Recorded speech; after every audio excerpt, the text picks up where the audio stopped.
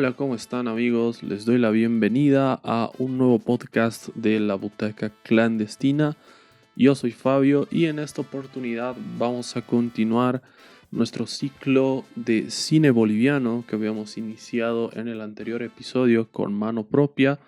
Y en esta oportunidad vamos a hablar sobre una gran película, una película histórica de nuestro cine para recibir el canto de los pájaros de Jorge Sanginés, pero no estoy solo. Hoy me acompaña Sebastián Morales. ¿Cómo estás, Sebastián? Bienvenido al podcast. Hola Fabio, muchas gracias por la invitación y bueno, qué lindo poder hablar de una peli tan importante, ¿no? Para nuestro cine. Así es. Bueno, Sebastián es docente y escritor. Tiene un libro dedicado a nuestro cine, ya les vamos a estar comentando más adelante para que puedan buscarlo, adquirirlo. Y bueno, ya tocaba una película de San Ginés en este podcast porque quienes conocen la historia, que ya lo hemos dicho un montón de veces, el nombre que lleva el podcast es una referencia a La Nación Clandestina, ¿no? Que en su momento fue para mí la mejor película boliviana jamás hecha, entonces era mi manera de rendirle tributo y de ahí nació esta admiración y fascinación por el cine de San Ginés.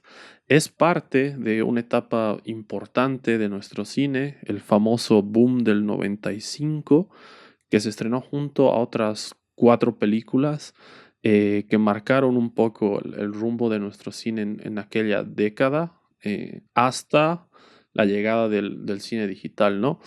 Si no estoy mal, eran películas de Mela Márquez, de Valdivia y de Loaiza, las que se estrenaron ese año junto a esta película, ¿verdad? Sí, efectivamente es del 95 y se estrenó junto con eh, Jonás y la ballena rosada. También estaba ahí Una cuestión de fe, Saraí de Mera Márquez. Otra peli que a veces entra y a veces no entra en el boom porque, bueno, no sé si he tenido mucho tiempo en las salas, que es Viva Bolivia toda la vida, que obviamente es una peli sobre nuestra llegada al Mundial el 94, ¿no? Hace 30 años, digamos, ¿no? Wow. Entonces, claro, es una película que realmente muy pocos la han visto, pero digamos que son las cinco que son productos de la famosa ley del cine del 91, ¿no? Wow, mira, esta de Viva Bolivia no tenía idea. ¿Y quién la dirige? No sabía de la existencia de esta película, la verdad. Es como un documental, me imagino. Sí, es un documental, es casi un televisivo, digamos, ¿no? Que utiliza un poco las imágenes de archivo de la llegada al mundial, De la etcétera, ¿no? clasificación. De la Ya. clasificación, y bueno, no seguramente en su momento ha debido ser muy emotivo, ¿no? Si no estoy mal, el director es Luis Guaraní, pero puede que me esté equivocando ahorita, te estoy hablando de memoria, tener que revisarlo. Pero bueno, Ya. son esas las películas que han estado ahí estrenadas justo en 95, ¿no? Ya. Qué buen dato este, ¿no? Pero bueno, como les decíamos, esta película del año 95 nos narra la travesía de unos cineastas que llegan a grabar en una comunidad altiplánica una película sobre la colonización, ¿no? San Ginés hace un paralelismo genial entre la colonización y los artistas y cineastas en general, ¿no? Como a veces estas dinámicas de rodaje se puede llegar a ser invasivo y a no respetar los espacios o las convenciones que uno está habitando, ¿no? Lo cual me parece interesantísimo. La primera vez que la vi creo que fue lo que más me sorprendió, este paralelismo que hace mientras graban la película de la colonización a todas las cosas que van sucediendo en esta comunidad indígena. En general, las películas de San Ginés son características por tener esta reflexión sobre el indigenismo, las brechas entre el campo y la ciudad, pero considero que en esta película ese discurso es donde está mejor equilibrado, ¿no? O donde más matices tiene ese discurso, porque no simplemente vemos a la gente de la ciudad o a los caras, como se les denomina, como totales villanos o figuras repudiable, sino que vemos de los dos lados, ¿no? Digamos, el racismo o la segregación de ambos lados. Hay personajes que aportan en esto, como el de Geraldine Chaplin, que por cierto es hija de Charles Chaplin y aparece en esta película.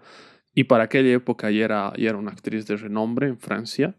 Entonces, creo que hay muchas curiosidades detrás de esta película que la hacen muy interesantes y vamos a empezar a comentarlas ahora, ¿no? Como siempre les recuerdo que nuestros podcasts contienen spoilers, así que la idea es que si no han visto la película todavía pueden dejar el podcast pausado acá y regresar una vez la hayan visto. Ahora, si los podcasts no les digo, si los spoilers no les afectan, pueden continuar escuchando esto, ¿no? ¿Qué nos puedes decir sobre estos tópicos para recibir el canto de los pájaros, Seba?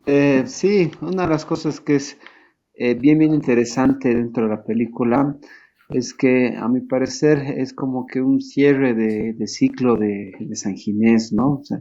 En el 95 ya San Ginés tenía 30 y tantos años haciendo películas, ¿no? Entonces, bueno, ya era toda una vida, ¿no? Y bueno, sigue haciendo películas, es un señor ahora de 80 y tantos y sigue produciendo películas. Pero es un cierre de ciclo porque bueno, ¿no? La película anterior es justamente La Nación Clandestina, ¿no? Y claro, ¿no? Si revisamos, digamos, película por película su obra, nos damos cuenta que San Ginés va buscando un lenguaje, una manera de expresarse que logra perfeccionarla cuando termina La Nación Clandestina, ¿no? Es como que llega ella a entender lo que quería hacer, entonces es como que, bueno, pues, ¿qué hago después de hacer mi obra maestra digamos, me ha tardado 40 o 30 años indagar sobre esto y lograr, ¿no? Plasmar en una pantalla mis ideas, ¿no? Entonces lo que faltaba era simplemente un ejercicio de autorreflexión, ¿no? De reflexionarse él mismo, ¿no? Como que hace un cara, un burgués yendo a una comunidad perdida a filmar a gente, ¿no? Creo que eso es lo más lindo de la película, ¿no? Porque de alguna manera es él el que está siendo retratado, es una película de repente más biográfica de él, porque nada, ¿no? En realidad nos está contando una anécdota que a San Ginés le gusta mucho contar cuando habla de su cine, que es la anécdota de cuando hizo Yaguar Michael, su segunda película, ¿no? Y es justamente de lo que habla la peli, ¿no? De un grupo de cineastas que llegan con la cámara, que hablan con los dirigentes de la comunidad, y llegan a la comunidad y nadie quiere trabajar para ellos, digamos, ¿no? Y ellos no entienden qué está pasando, digamos, ¿no? Es algo que efectivamente le pasó a San Ginés y claro, ¿no? Eso pudo haber hecho que la producción de Yaguar Michael se vaya por la borda, pero bueno, ¿no? En la historia real, San Ginés se dio cuenta de que era importante escuchar no al jefe, sino a la comunidad entera y nada, ¿no? Pidió una reunión de toda la comunidad para una lectura de la coca y saber si las películas, el trabajo que iba a hacer San Ginés ahí era, era, digamos, éticamente correcto, si quieres, ¿no? Entonces, eso es lo que está trabajando ahí San Ginés, ¿no? Y eso es lo que lo hace más interesante aún. Sí, mira, esto es un dato interesante, ¿no? Para entender el cómo se llega a esta película. Incluir figuras es algo una práctica muy común, ¿no? De esa época, buscar un actor de renombre internacional que te garantice cierta asistencia a las salas. Ahora, claro, la gestión de eso no ha debido ser sencilla, pero de alguna manera ya tenía un poco el camino pavimentado, si se quiere, San Ginés, porque la Nación Clandestina tuvo una repercusión enorme en el extranjero, ¿no? Sobre todo en Francia, se habló mucho en Francia el reconocimiento que tuvo. Eh, Creo que ganó algo en Cannes, no estoy seguro, creo que sí, ¿no? Entonces, yo creo que por ahí puede ser que lo haya empezado a gestionar. Ya metiéndonos en la historia, como les mencionaba, este grupo de cineastas tratando de grabar una película sobre la colonización española, eh, lo cual hace que esta convivencia sea metareferencial, ¿no? Porque por momentos tienes a los actores de la producción parafraseando cosas sobre el indio, mientras tienes a la gente de la producción negociando con los comunarios para que los ayuden, ¿no? Para ofrecerles trabajo. En un punto recién descubren que se habían opuesto la mayoría y que por eso no les ofrecían la ayuda, ¿no? Y más que nada la principal inquietud o la principal complicación de la película para los personajes al menos es saber si van a poder grabar o no el baile de los pájaros, ¿no? Que en la película te lo describen como un ritual que se hace para atraer a los pájaros y que ellos te puedan dar melodías que luego tú puedes imitar para crear música, ¿no? Que es algo bello realmente, como muchas de estas tradiciones de la cosmovisión andina. Y claro, en el medio tenemos un personaje, el hermano del productor que se enamora de una profesora, cómo este productor, que es un tipo totalmente racista, se opone, la amenaza y llegan a pasar este tipo de cosas. Y cómo te habla, ¿no? De esa idea de cuestionar el sentido de pertenencia con Bolivia, alguien solo porque tiene la piel clara o viceversa, ¿no? Marginarlo porque tiene la piel oscura. Son un montón de debates que se desatan ahí y que yo creo que los plasma de una manera muy, muy poética, ¿no, San Ginés? Sí, efectivamente, ¿no? Es una de las cosas que caracterizan mucho el cine de San Ginés, ¿no? Es la búsqueda de una cierta poética, ¿no? Y bueno, hablando de spoilers, creo que la escena que más me gusta dentro de la película es de repente el final, ¿no? Justamente por la metáfora tan linda que utiliza dentro de la película, ¿no? En el que ya está todo el equipo de producción listos para filmar esta celebridad, esta especie de fiesta de los pájaros, en la que la idea es que músicos imiten el sonido de los pájaros.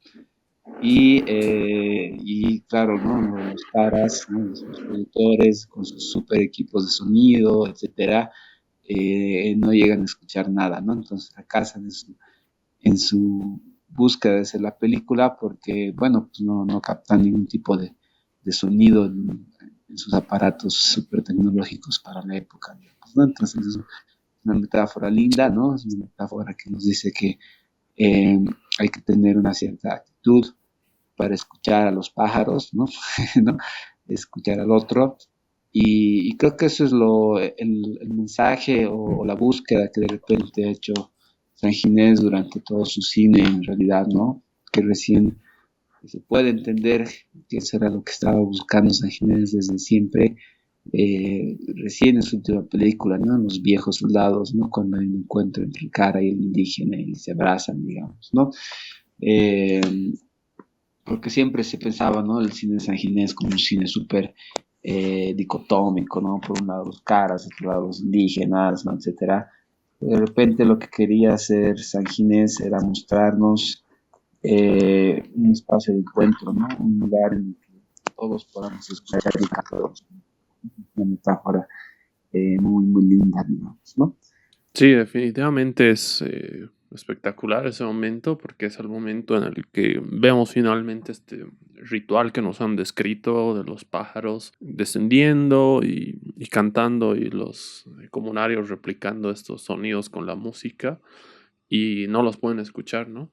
La gente que fue a grabar la película no escucha a los pájaros en los micrófonos, no tienen idea de por qué, siguen con esta idea de que los han saboteado, ¿no? Que es un poco el discurso que tienen en toda la película de que la gente los está saboteando, que están queriendo arruinarles. Y finalmente no, tiene que ver esto con lo que dices, ¿no? De que el estado en el que están realmente no están siendo receptivos, ¿no? Están como muy cerrados o muy enfocados en su ego o en ellos mismos.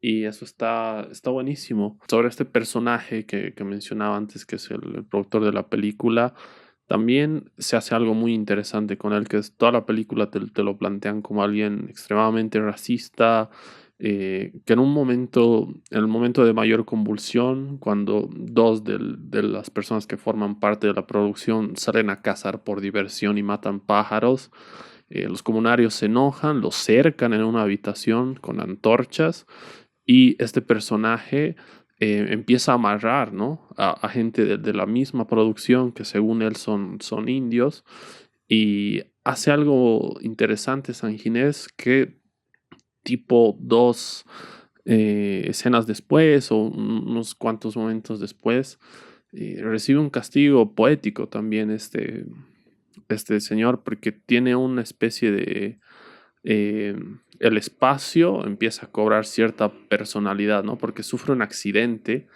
y en ese momento, por cómo te lo ponen en temas de música y de fotografía también, es como si ese lugar se convirtiera en un personaje más, ¿no? Y ese personaje silencioso de los altiplanos, ese retrato también que al inicio vemos de La Paz en los años 90 y todo esto, yo creo que le dan un rasgo notable a la película. Sí, no, evidentemente, ¿no? Bueno, son temas que San Ginés siempre los ha trabajado, siempre ha estado ahí muy atento con estos temas, ¿no?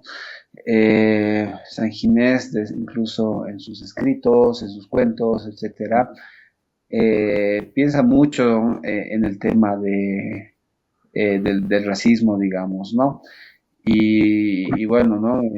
Muchas de sus películas trabaja, digamos, en esos términos, ¿no? En pensar eh, no de dónde viene o tratar de explicar el racismo, porque eso no me interesa, digamos, no me interesa jugar a ser el sociólogo, sino trata más bien de entender cuáles son las consecuencias de este racismo, ¿no?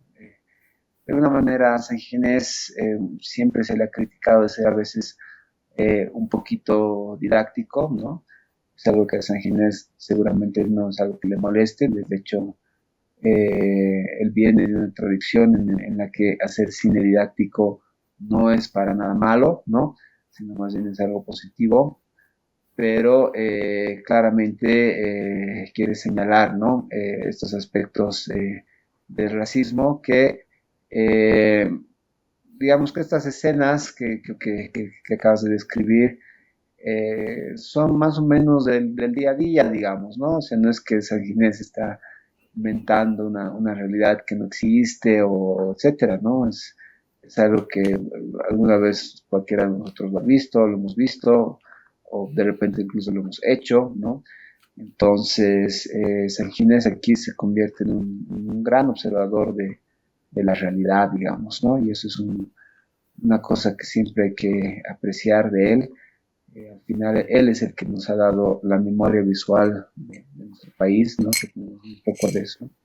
Y por eso es muy interesante, ¿no? Sí, totalmente. Son realidades, ¿no? Muy presentes. Creo que logra matizar todos los aspectos eh, de este choque, digamos, de cultura, de sociedad, porque esto que sí hay personajes que te llevan hacia ese lado, ¿no? Del otro lado, por ejemplo, tenemos un comunario que de alguna manera está interesado también en la misma profesora, que está un chico de la producción, y él es básicamente quien le dice, ¿no? Que deberían eliminar a todos los caras, que ellos son el problema. Y ahí tiene un intercambio bien interesante porque él le dice que solo por su color de piel no puede sentirse representado con ser boliviano, lo cual es cierto. Él mismo lo increpa a su hermano, ¿no? También diciéndole que a pesar de que ellos tengan piel clara, su abuela vestía de pollera, entonces que también son mestizos. Entonces, yo creo que por eso, lo que decía al principio, la reflexión está muy bien equilibrada, ¿no? En algunas otras películas sentía que estaba más hacia un lado o hacia el otro, pero acá tiene muchos matices, ¿no? Esto del indigenismo, que como mencionábamos es un sello de la filmografía de San Ginés. Yo creo que alcanza su punto más alto acá por todas estas cosas, ¿no? También em, lo ritualístico, toda esta representación de las tradiciones que tenemos. Ya la había hecho en La Nación Clandestina con el Hachatata Danzanti, y acá lo hace con este baile de los pájaros, que también me parece que es espectacular, ¿no? Que visualmente tiene una mística interesante, pero resulta aún más fascinante entendiendo el contexto o lo que representa realmente para una comunidad el ejecutar estos rituales, ¿no? Sí, sí, sí. Bueno, San Ginés ha trabajado mucho, ¿no? En esta idea de lo colectivo, ¿no? Es una de sus marcas principales, ¿no? Es una cosa que siempre va a ir trabajando. Y de hecho, ¿no? La Nación Clandestina es una de las pocas películas que tiene personajes individuales con una psicología profunda, ¿no? Normalmente trabaja siempre ahí con personajes colectivos. Y esto lo digo porque es bien importante para él estos espacios de, de fiestas, de celebraciones, rituales, ¿no?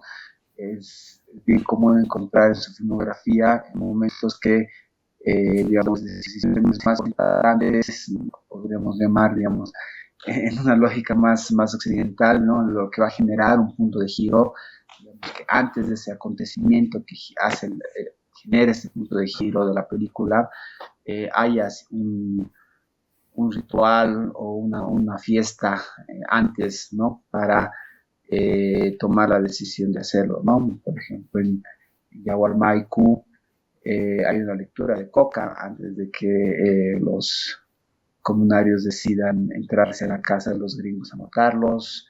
En la nación clandestina, bueno, al final termina con un ritual, con una fiesta, la película.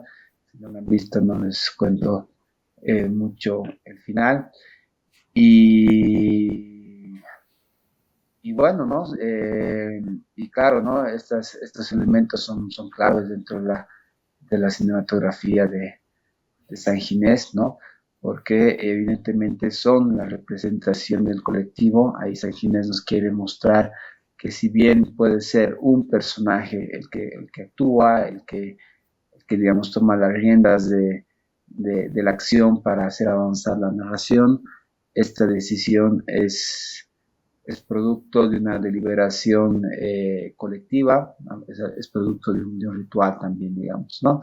Entonces, eso es un elemento clave esto, ¿no? De los rituales. Algo que igual estaba pensando ahora sobre esta película es que es la primera vez que no te habla desde el punto de vista de un indígena, sino más bien del otro lado, ¿no? De los cineastas que están viniendo a, a grabar y un poco a invadir también, entre comillas, la comunidad, lo cual es un giro interesante, ¿no? Luego en sus siguientes películas ya va un poco alternando, digamos, el punto de vista, pero hasta antes de esta película simplemente había usado el enfoque desde el indígena, ¿no? Con Ucamau y con la nación clandestina.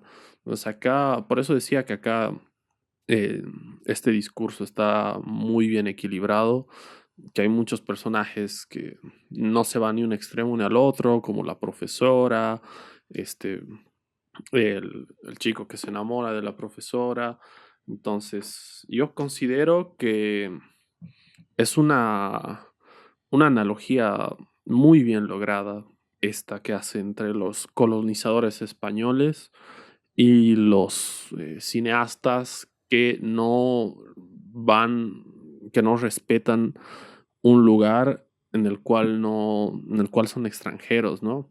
Yo digo esto porque estando metido en esto de las producciones audiovisuales, eh, cuando asistes a un rodaje, primero puedes identificar todos los contratiempos y las cosas que pasan en la película también, pero a veces hay situaciones que tú puedes estar ignorando sobre un lugar reglas de convivencia que están como implícitos en el lugar, pero tú no ser de ahí no lo sabes y que posiblemente los estés transgrediendo sin saber, ¿no?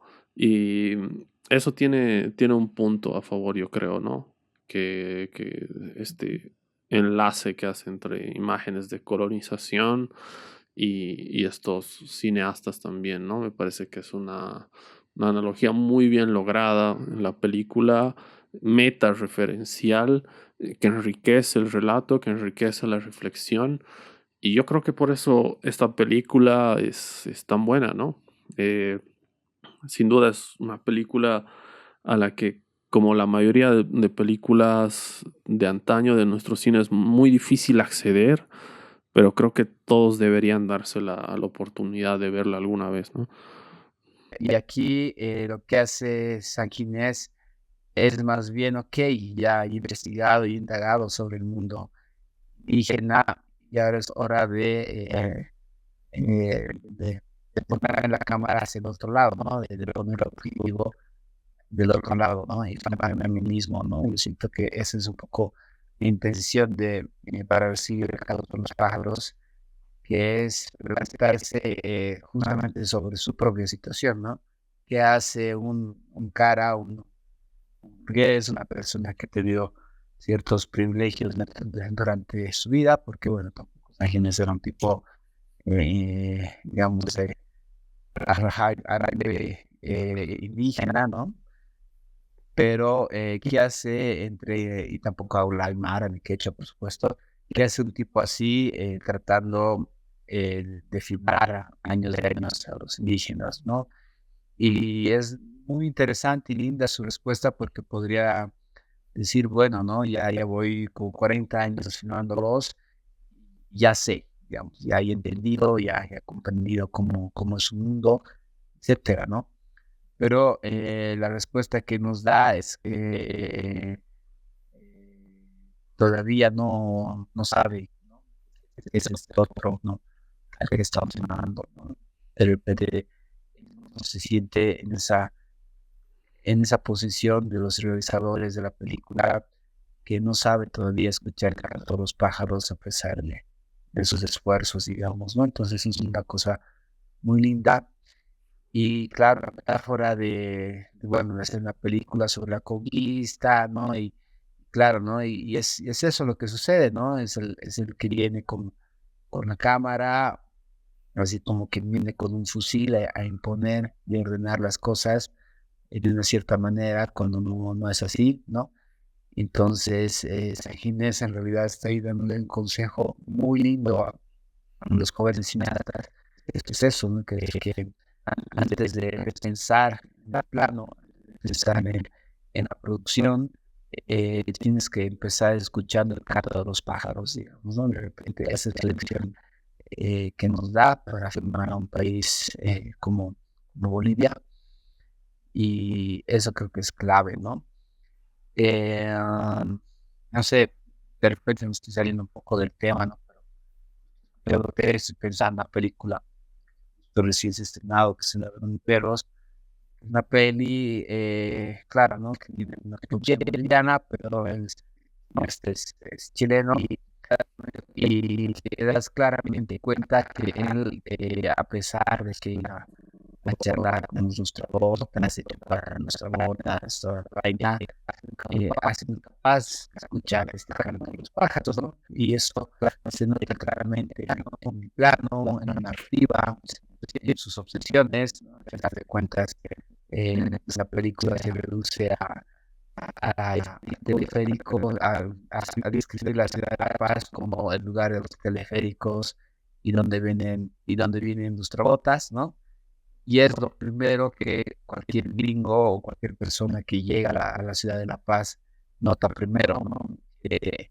Las paradas, ¿no?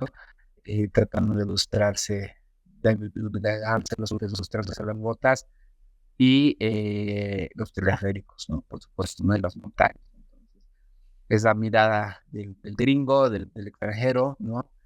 Que no ha entendido la dinámica de un espacio, de una ciudad, y viene a imponer una visión, ¿no? la visión del conquistador, si quiere, ¿no? Y es una pena, ¿no? Porque, bueno, al final es latinoamericano el cuate, pero al final termina haciendo eso que hace 30 años a Ginés ya nos ha dicho, ojo, cuidado que vayas a otro lugar y no escuches el canto de los pájaros, ¿no? Antes de poner tu cámara, escucha, mira, observa, habla, ¿no? Y eso creo que es una gran lección que nos dan todos los que estamos ligados un poquito al cine, digamos, ¿no? Sí, totalmente. Es una reflexión interesante, un mensaje muy potente este. Todavía no tuve la oportunidad de ver El ladrón de perros, pero esta semana la voy a ver. De hecho, va a ser parte de este ciclo también. No sabría decirles si va a ser el siguiente o el último podcast del que hablemos en el ciclo, la última película de la que hablemos en el ciclo, perdón. Pero algo que eh, me llamó mucho la atención de lo que mencionabas ahora, que es muy cierto y que quizás no lo había pensado tanto, es que es un ejercicio de autorreflexión también, ¿no? Del mismo San Ginés. No solo de la condición de la que tú hablas, de burgués, entre comillas, retratando o proyectando, dándole voz a ciertas inquietudes del indígena, de un sector tan marginado como el indígena, sobre todo en aquella época, sino que también de él como artista, ¿no? Y me ha hecho mucho recuerdo lo que estabas mencionando ahora, a otra película boliviana que es Ibi Marae de Carlos Valdivia, que creo que hasta ahora no había entrado en cuenta de lo parecidas que son en cierta manera para recibir el canto de los pájaros, porque aparte de esta reflexión de campo-ciudad, también es un ejercicio de autorreflexión del director como artista y casi cuál es su búsqueda artística, ¿no? En todo caso, todos estos gestos parecen nomás ser una especie de diálogo con San Ginés, evidentemente, ¿no? De hecho, en las dos películas, estas, Zona Sur y Marey, tiene mucho los planos secuencias, ¿no? Y sobre todo figuras, digamos, movimientos irregulares de cámara, etcétera, que son, digamos, una marca bien sanguínea, digamos, ¿no? Sí, ahí tienen otra que deberían ver, que es muy buena. Eh, Esto de nuestro cine que de repente se ponga a dialogar entre sí, creo que me parece espectacular, porque quizás la característica que a mí me parece más destacable del cine boliviano es justamente la variedad que hay, ¿no? La cantidad de voces, de estilos que tenemos. Yo creo que es algo para saber apreciar. Y en definitiva, esta película es fundacional.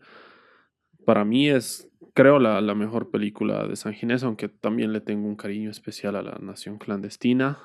Eh, pero en definitiva, esas dos creo que son las películas que más me gustan de este director y por eso tenía tantas ganas de comentarla, de poder hablar de esta película, porque ya la vi hace unos 5 años, cuando estaba haciendo mi tesis sobre cine nacional precisamente, y ahora la volví a ver para grabar y hay incluso algunas cosas que no había notado con la primera visita, entonces eso siempre habla muy bien de una película porque te hace denota que hay una cantidad de detalles ahí eh, que están muy bien trabajados, ¿no? Y yo creo que esta película está muy bien trabajada, los personajes están muy bien escritos, tenemos toda esta galería que decíamos, ¿no? Que le brinda matices también a la historia en general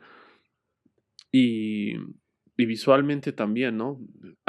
San Ginés es un maestro en esto de retratar los espacios andinos, alejados, y cómo hasta, no sé, la composición, los movimientos de cámara son muy prolijos, muy bien logrados. Creo que en La Nación Clandestina esto alcanza su mayor nivel, digamos, con esto que mencionabas del plano secuencia integral y cómo está rodado.